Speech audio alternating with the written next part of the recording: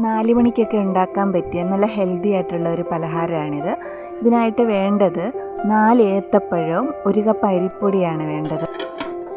ഏത്തപ്പഴം ഉണ്ടല്ലോ, ഏത്തപ്പഴം നന്നായിട്ട് പുഴുങ്ങണം. നന്നായിട്ട് പുഴുങ്ങിയിട്ട് അതിൻ്റെ തോലൊക്കെ കളയണം. അതിൻ്റെ തോല് കളഞ്ഞ് അതിൻ്റെ അകത്തൊരു കറുത്ത കുരുവുണ്ട്, അതൊക്കെ മാറ്റിയിട്ട് നന്നായിട്ട് പഴുത്താണ് നമുക്ക് കൈകൊണ്ട് ഉടയ്ക്കാവുന്നേ ഉള്ളൂ.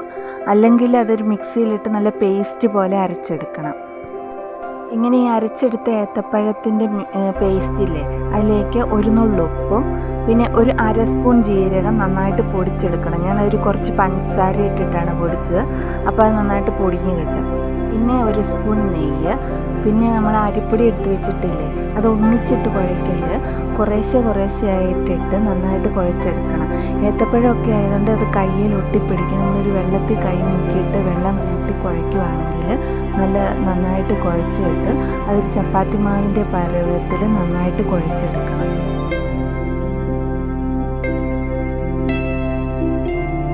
അതിൻ്റെ ഫില്ലിങ്ങിന് വേണ്ടി എന്തൊക്കെ വേണമെന്ന് നോക്കാമേ.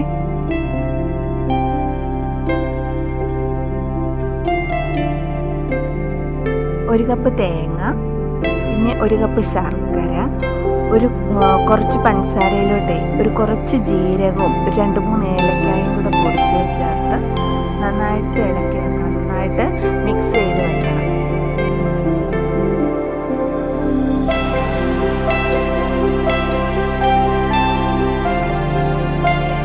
ആദ്യം നമ്മൾ ചപ്പാത്തി മാവ് ഉരുട്ടുന്ന പോലെ ഉരുട്ടി വെച്ചിട്ടില്ലേ, അതിൽ നിന്ന് ചെറിയ ബോളാക്കി നമ്മൾ കൈകൊണ്ട് പരത്തി വെള്ളത്തിൽ മുക്കി പരത്തി ഈസി ആയിട്ട് പരന്നിട്ട് അതിനകത്ത് ഈ ഫില്ലിങ്ങൊക്കെ വെച്ച് നമുക്ക് ആവി വേവിച്ചെടുക്കണം. നല്ല പലഹാരമാണ്. ഏത്തപ്പഴം തന്നെ തിന്നാത്ത കുട്ടികൾ ഈ പലഹാരമായിട്ട് കൊടുക്കുമ്പോൾ അവർ കഴിക്കും. എല്ലാവർക്കും ഇഷ്ടമായെന്ന് കരുതുമ്പോൾ ഇഷ്ടമായെങ്കിൽ ഉണ്ടാക്കി നോക്കിയിട്ട് അഭിപ്രായം അറിയിക്കുക. Thank you.